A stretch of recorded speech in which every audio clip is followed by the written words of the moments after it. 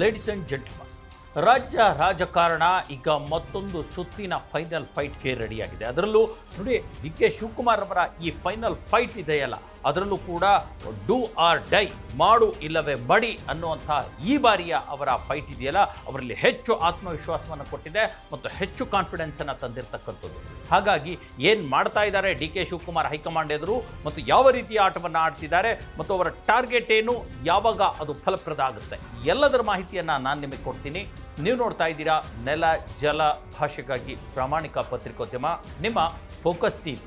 ಇದು ಎಕ್ಸ್ಪ್ಲೇನರ್, ನಾನು ಹಬೀಬ್ ದಂಡ್.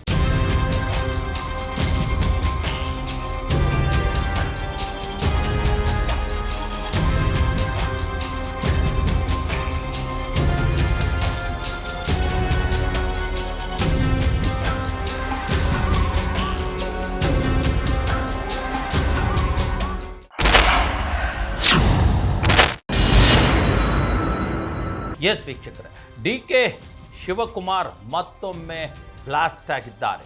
ಕನಕಪುರದ ಬಂಡೆ ಮತ್ತೊಮ್ಮೆ ಸೆಳೆದು ಬಿಟ್ಟಿದೆ. ಶತಾಯ ಗತಾಯ ಈ ಬಾರಿ ಕುರ್ಚಿಯನ್ನು ಹಿಡಿಯಲೇಬೇಕು ಅನ್ನುವಂಥ ಒಂದು ನಿಟ್ಟಿನಲ್ಲಿ, ಆ ಒಂದು ಮನೋಧರ್ಮದಲ್ಲಿ ಅವರು ದೆಹಲಿ ನಾಯಕರನ್ನು ಎಡತಾಕ್ತಿದ್ದಾರೆ.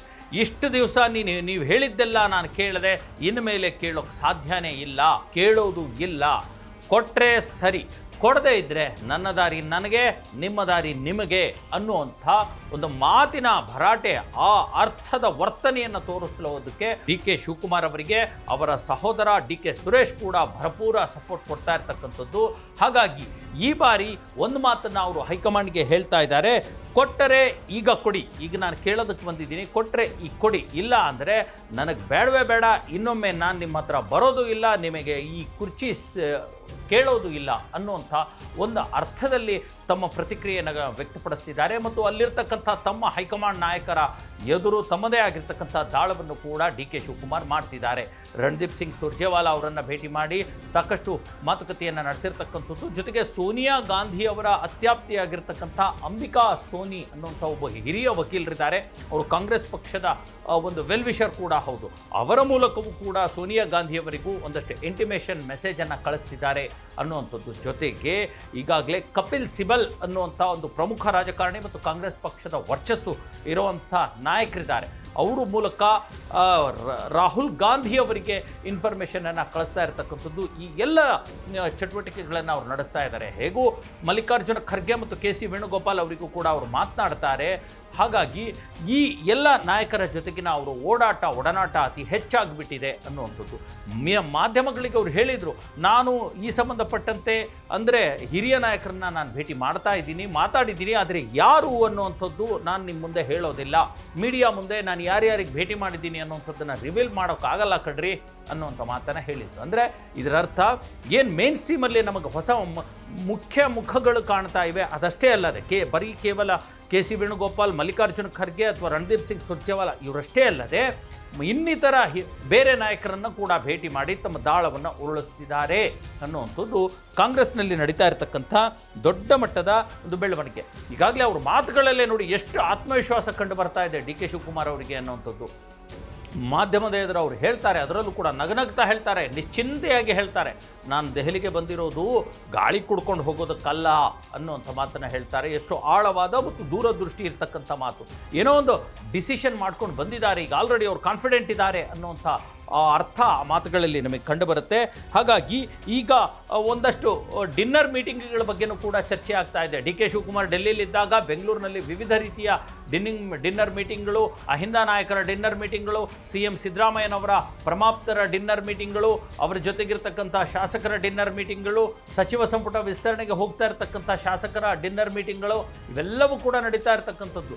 ಈ ಬಗ್ಗೆ ಡಿ ಕೆ ಶಿವಕುಮಾರ್ ಕ್ಯಾರೇನೇ ಅಂತ ಇಲ್ಲ, ತಲೆನೇ ಕೆಡಿಸ್ಕೊಳ್ತಾ ಇಲ್ಲ ಅನ್ನೋಂಥ ಪರಿಸ್ಥಿತಿಯಲ್ಲಿದ್ದಾರೆ. ಅವ್ರು ಹೇಳ್ತಾರೆ, ಯಾರು ಏನು ಬೇಕಾದರೂ ಮಾಡ್ಕೊಳ್ಳಿ, ನಾನು ಅದರ ಬಗ್ಗೆ ತಲೆ ಕೆಡಿಸ್ಕೊಳ್ಳಲ್ಲ, ಯಾರು ಎಲ್ಲಿ ಡಿನ್ನರ್ ಮೀಟಿಂಗ್ ಬೇಕಾದರೂ ಮಾಡ್ಕೊಳ್ಳಿ, ನಾನು ಅದರ ಬಗ್ಗೆ ತಲೆ ಕೆಡಿಸ್ಕೊಳ್ಳಲ್ಲ ಅನ್ನೋಂಥ ಮಾತನ್ನು ಹೇಳ್ತಾರೆ. ಅಂದರೆ ಈ ಬಾರಿ ಅವರಲ್ಲಿ ಅಷ್ಟು ಕಾನ್ಫಿಡೆಂಟ್ ಎದ್ದು ಕಾಣ್ತಾ ಇದೆ ಅನ್ನೋಂಥದ್ದು ನಮಗೆ ಅವ್ರ ಮಾತಿನಿಂದಲೇ ಗೊತ್ತಾಗುತ್ತೆ. ಅಲ್ಲದೆ ಈಗಾಗಲೇ ಡಿ ಕೆ ಶಿವಕುಮಾರ್ ಅವರ ಬಳಿ ಸಾಕಷ್ಟು ಶಾಸಕರ ನಂಬರ್ಸ್ ಇದೆ ಅನ್ನುವಂಥದ್ದು ಕೂಡ ಅವರ ಕಾನ್ಫಿಡೆನ್ಸ್ ಹೆಚ್ಚಾಗಲಿಕ್ಕೆ ಕಾರಣ ಅಂತ ಹಾಗಾಗಿ ಈಗಾಗಲೇ ಡಿ ಕೆ ಶಿವಕುಮಾರ್ ಬಳಿ ಈ ಹೊತ್ತಿಗೆ 35ರಿಂದ 40 ಜನ ಶಾಸಕರಿದ್ದಾರೆ ಅನ್ನುವಂಥ ಮಾತು ಕೇಳಿ ಬರ್ತಾ ಇದೆ.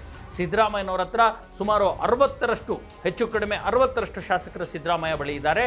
ಡಿ ಕೆ ಶಿವಕುಮಾರ್ ಬಳಿ 35ರಿಂದ 40 ಶಾಸಕರಿದ್ದಾರೆ. ಇನ್ನು ಉಳಿದಿರ್ತಕ್ಕಂಥ ಕಾಂಗ್ರೆಸ್ನ ಒಂದು 30-35 ಶಾಸಕರು ತಟಸ್ಥರಾಗಿದ್ದಾರೆ. ಯಾರಿಗೂ ಕೂಡ ತಮ್ಮ ಬೆಂಬಲವನ್ನು ಈ ಸದ್ಯಕ್ಕೆ ತೋರಿಸ್ತಾ ಇಲ್ಲ.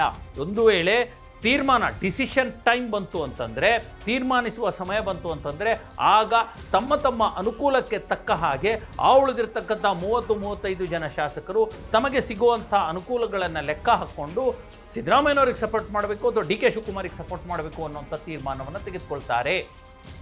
ಇದೇ ಆತ್ಮವಿಶ್ವಾಸದ ಮೇಲೆ D K Shivakumar number game ಆಟವನ್ನು ಶುರು ಮಾಡಿದ್ದಾರೆ ಅನ್ನುವಂಥದ್ದು. ಹೈಕಮಾಂಡ್ ಎದುರು ನಂಬರ್ ಗೇಮ್ ಆಟ ಶುರು ಮಾಡ್ತಿದ್ದಾರೆ. ನನ್ನ ಬಳಿಯೂ ಕೂಡ ಸಾಕಷ್ಟು ನಂಬರ್ಸ್ ಇದೆ ಅನ್ನುವಂಥದ್ದು. ಜೊತೆಗೆ ನೀವು ಈಗಲೇ ಹೇಳಿದರೆ ಹೆಡ್ ಕೌಂಟ್ ಮಾಡಲಿಕ್ಕೂ ನಾನು ತಯಾರಿದ್ದೀನಿ, ಹೆಡ್ ಕೌಂಟ್ ಮಾಡಿಸ್ಲಿಕ್ಕೂ ತಯಾರಿದ್ದೀನಿ ಅನ್ನುವಂಥ ಮಾತನ್ನು ಹೈಕಮಾಂಡ್ಗೆ ಮೆಸೇಜನ್ನು ಮುಟ್ಟಿಸ್ತಾ ಇದ್ದಾರೆ.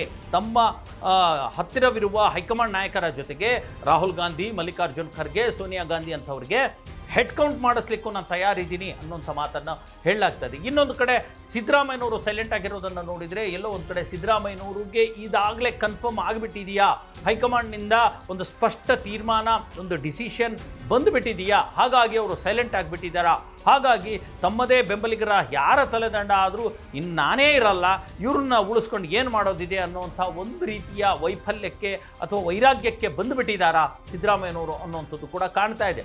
ಆದರೆ ಮೊನ್ನೆ ಏನೋ ಅವರು ಭೈರತಿ ಬಸವರಾಜ್ ಅವರ ಮನೆಯಲ್ಲಿ ಅಥವಾ ಕೆ.ಜೆ. ಜಾರ್ಜ್ ಅವರ ಮನೆಯಲ್ಲಿ ತಮ್ಮ ಬೆಂಬಲಿಗರೊಂದಿಗೆ ಮಾಡಿದ್ದಾರೆ ಮೀಟಿಂಗು. ಅವರ ಬೆಂಬಲಿಗರು ಶತಾಯಗತಾಯ CM ಸೀಟನ್ನು ಬಿಟ್ಕೊಡಬೇಡಿ, ಇನ್ನಿರ್ತಕ್ಕಂಥ 2 ವರ್ಷವನ್ನು ಮುಗಿಸಿ ಮುಂದಿನ ಅವಧಿಗೆ ನೋಡೋಣಂತೆ ಅನ್ನುವಂಥ ಮಾತುಗಳನ್ನು ಹೇಳ್ತಿದ್ದಾರೆ, ಧೈರ್ಯ ಕೊಟ್ಟಿದ್ದಾರೆ ಅನ್ನುವಂಥದ್ದು. ಆದರೆ ಹೈಕಮಾಂಡ್ ಪ್ರಮುಖವಾಗಿ ರಾಹುಲ್ ಗಾಂಧಿ ಈ ಕುರಿತಂತೆ ಸ್ಪಷ್ಟತೆಯನ್ನು ತೋರಿಸ್ತಿಲ್ಲ ಅನ್ನುವಂಥದ್ದು ಕೂಡ ಇಲ್ಲಿ ಎದ್ದು ಕಾಣ್ತಾ ಇದೆ. ದೊಡ್ಡದಾಗಿ ಈ ಮೇ 4ಕ್ಕೇನು ಪಂಚರಾಜ್ಯಗಳ ಚುನಾವಣೆಯ ರಿಸಲ್ಟ್ ಬರುತ್ತೆ ಮತ್ತು ಕರ್ನಾಟಕದಲ್ಲಿ ನಡೆದಿರ್ತಕ್ಕಂಥ ದಾವಣಗೆರೆ ದಕ್ಷಿಣ ಮತ್ತು ಬಾಗಲಕೋಟೆಯ ರಿಸಲ್ಟ್ ಬರುತ್ತಲ್ಲ, ಆ ರಿಸಲ್ಟ್ ಮೇಲೆ ಇದು ಎಲ್ಲವೂ ಕೂಡ ಬಿಂಬಿತವಾಗಿರ್ತಕ್ಕಂಥದ್ದು ಈಗಾಗಲೇ ಡಿಸೈಡ್ ಆಗಿಬಿಟ್ಟಿದೆ. ಆದರೆ ಈ ರಿಸಲ್ಟ್ ಒಂದು ನೆಪ ಆಗುತ್ತೆ ಅನ್ನುವಂಥ ಮಾತುಗಳು ಕೂಡ ಕೇಳಿಬರುತ್ತೆ. ಅದಕ್ಕಿಂತ ಮುಂಚೆನೇ ಸಿದ್ದರಾಮಯ್ಯನವರು ಈ ಹಿರಿಯ ಶಾಸಕರನ್ನು ಸಚಿವ ಸಂಪುಟ ವಿಸ್ತರಣೆ ಮಾಡಿ ಅನ್ನುವಂಥ ಪ್ರೆಷರ್ ಹಾಕಲಿಕ್ಕೆ ಹೈಕಮಾಂಡ್ ಮೇಲೆ ಕಳಿಸ್ಕೊಡ್ತಿದ್ದಾರೆ ಅನ್ನುವಂಥ ಒಂದು ಮಾತುಗಳು ಕೂಡ ಕೇಳಿಬರ್ತಿವೆ. ಯಾಕಂದ್ರೆ ಈ ಅಶೋಕ್ ಪಟ್ಟಣ ಇವರನ್ನೆಲ್ಲ ನೋಡಿದ್ರೆ ಅವ್ರು ಯಾರು ಕೂಡ ಡಿ ಕೆ ಶಿವಕುಮಾರ್ ಟೀಮ್ನವರಲ್ಲ. ಅಲ್ಲಿರ್ತಕ್ಕಂಥವ್ರು ಡಿ ಕೆ ಶಿವಕುಮಾರ್ ಟೀಮ್ನವರು ಇದ್ದಾರೆ, ಆದರೆ ಹೆಚ್ಚಿನ ಮಟ್ಟದಲ್ಲಿ ಕಂಡು ಬರ್ತಾ ಇರ್ತಕ್ಕಂಥದ್ದು ಸಿದ್ದರಾಮಯ್ಯನವ್ರ ಜೊತೆ ಗುರುತಿಸ್ಕೊಂಡಿರ್ತಕ್ಕಂಥ ಟೀಮ್ನವರೇ. ಈ ಒಂದು ಕೊನೆಯ ದಾಳಗಳನ್ನು ಕೂಡ ಉರುಳಿಸಲಿಕ್ಕೆ ಸಿದ್ದರಾಮಯ್ಯ ತಯಾರಾಗಿಬಿಟ್ಟಿದ್ದಾರೆ. ಶತಾಯಗತಾಯ ಕುರ್ಚಿ ಉಳಿಸ್ಕೊಳ್ಳೋಕ್ಕೆ ಅವರು ಟ್ರೈ ಮಾಡ್ತಿದ್ದಾರೆ ಅನ್ನುವಂಥದ್ದು. ಹಾಗಾಗಿ ಒಂದು ವೇಳೆ ಆಗದೇ ಇದ್ದರೆ ಸಿದ್ದರಾಮಯ್ಯನವರಿಗೆ ಒಂದು ರೀತಿಯ ರೆಸ್ಪೆಕ್ಟ್ಫುಲ್ ವಿದಾಯವನ್ನು ಕೊಡಬೇಕು, ಗೌರವಯುತ ವಿದಾಯವನ್ನು ಮಾಡಿಕೊಡಬೇಕು ಅನ್ನುವಂಥ ಒಂದು ನಿಟ್ಟಿನಲ್ಲೂ ಕೂಡ ಚರ್ಚೆ ಕಾಂಗ್ರೆಸ್ ಪಕ್ಷದಲ್ಲಿ ನಡೀತಾ ಇದೆ ಅನ್ನುವಂಥ ಮಾತುಗಳು ಕೂಡ ಕೇಳಿ ಬರ್ತಾ ಇದೆ. ಏನೇ ಆಗಲಿ, ಈಗ ಈ ಸಂದರ್ಭದಲ್ಲಿ ಏನು ಡಿ ಕೆ ಶಿವಕುಮಾರ್ ದೆಹಲಿಗೆ ಹೋಗಿದ್ರಲ್ಲ, ಆ ಹಂತದಲ್ಲಿ ಅವರು ಸುಮ್ಮನೆ ಕೂತಿಲ್ಲ. ಕೇವಲ ಕಾಂಗ್ರೆಸ್ ನಾಯಕರನ್ನು ಭೇಟಿಯಾಗಿಲ್ಲ, ರಾಜನಾಥ್ ಸಿಂಗ್ ಅವರನ್ನು ಕೂಡ ಭೇಟಿಯಾಗಿದ್ದಾರೆ. ತಮ್ಮ ಇಲಾಖೆಗೆ ಸಂಬಂಧಪಟ್ಟ ಬೇರೆ ಬೇರೆ ವಿಚಾರಗಳನ್ನು ಮಾತಾಡಲಿಕ್ಕೆ ಅವರು ಹೋಗಬಹುದು ಅನ್ನುವಂಥ ಮಾತುಗಳಿದ್ರೂ ಕೂಡ ರಾಜನಾಥ್ ಸಿಂಗ್ ಜೊತೆಗಿನ ಭೇಟಿ ಇದೆಯಲ್ಲ, ಅದು ಕಾಂಗ್ರೆಸ್ ಹೈಕಮಾಂಡ್ಗೆ ಒಂದು ದೊಡ್ಡ ಮೆಸೇಜನ್ನು ಕೊಡ್ತಾ ಇದೆ, ದೊಡ್ಡ ವಾರ್ನಿಂಗನ್ನು ಕೊಡ್ತಾ ಇದೆ ಅನ್ನುವಂಥದ್ದು ಅಲ್ವಾ. ಇದನ್ನು ಕಾಂಗ್ರೆಸ್ ಹೈಕಮಾಂಡ್ ಅರ್ಥ ಮಾಡ್ಕೊಂಡಿದೆಯಾ? ಎಲ್ಲಿವರೆಗೂ ಕಳೆದ 1 ವರ್ಷಗಳಿಂದ ನಡೆದು ಬರ್ತಾ ಇರುವಂಥ ಈ ಕುರ್ಚಿ ಕಿತ್ತಾಟ, ಈ ಒಂದು ಅಧಿಕಾರ ಹಸ್ತಾಂತರ, ಇದಕ್ಕೆ ಫೈನಲ್ ಒಂದು ಅಂತಿಮ ಮುದ್ರೆ ಬೀಳದೇ ಇದ್ದರೆ ನಾನು ಯಾವುದಕ್ಕೂ ರೆಡಿ ಅನ್ನುವಂಥ ಮಾತನ್ನು ಡಿ ಕೆ ಶಿವಕುಮಾರ್ ಇಂಡೈರೆಕ್ಟ್ ಆಗಿ ಕಾಂಗ್ರೆಸ್ ಹೈಕಮಾಂಡ್ಗೆ ವಾರ್ನ್ ಮಾಡ್ತಿದ್ದಾರೆ. ರಾಜನಾಥ್ ಸಿಂಗ್ ರಕ್ಷಣಾ ಸಚಿವ, ಬಿಜೆಪಿಯ ಸರ್ಕಾರದ ರಕ್ಷಣಾ ಸಚಿವರನ್ನು ಭೇಟಿಯಾಗಿರ್ತಕ್ಕಂಥದ್ದು ಮಾಮೂಲಿ ಮಾತಲ್ಲ.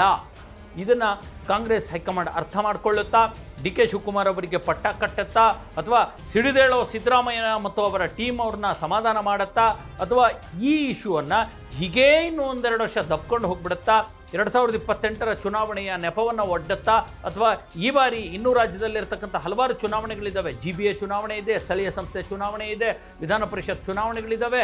ಹಾಗಾಗಿ ಚುನಾವಣೆಗಳ ನೆಪ ಹೇಳಿ ಏನಾದರೂ ಮುಂದಕ್ಕೆ ಹಾಕುತ್ತಾ, ಅಥವಾ ಒಂದು ವೇಳೆ ಪಂಚರಾಜ್ಯ ಎಲೆಕ್ಷನ್ನಲ್ಲಿ ಕಾಂಗ್ರೆಸ್ ಪಕ್ಷಕ್ಕೆ ಸೋಲಾದರೆ ಅದರ ನೆಪದಲ್ಲೇ ಇದನ್ನು ಮುಂದೂಡುತ್ತಾ ಈಗ ರಿಸ್ಕ್ ತಗೊಳ್ಳೋದು ಬೇಡ ಅನ್ನೋ ಅರ್ಥದಲ್ಲಿ ಗೊತ್ತಿಲ್ಲ, ಏನಾದರೂ ಆಗಬಹುದು. ಆದರೆ ಸದ್ಯಕ್ಕೆ ಈಗ ಡಿ ಕೆ ಶಿವಕುಮಾರ್ ಸಿಡಿದಿರೋದು ನಿಜ, ಹೆಡ್ ಕೌಂಟ್ಗೆ ರೆಡಿಯಾಗಿರೋದು ನಿಜ, ನಂಬರ್ ಗೇಮ್ ಪ್ಲೇ ಮಾಡಲಿಕ್ಕೆ ರೆಡಿಯಾಗಿರ್ತಕ್ಕಂಥದ್ದು ನಿಜ.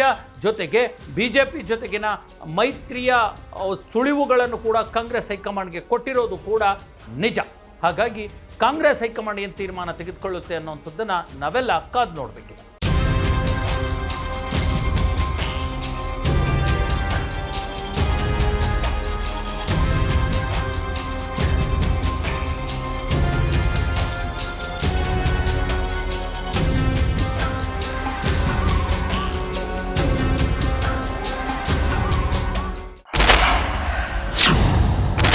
ವೀಕ್ಷಕರು, ಇದಾಗಿತ್ತು ಇವತ್ತಿನ ಎಕ್ಸ್ಪ್ಲೇನರ್. ಮುಂದಿನ ಮತ್ತೊಂದು ವಿಚಾರದೊಂದಿಗೆ ಮತ್ತೆ ಬರ್ತೀನಿ. ಅಲ್ಲಿವರೆಗೂ ನೋಡ್ತಾ ಇರಿ ಫೋಕಸ್ ಟಿವಿ.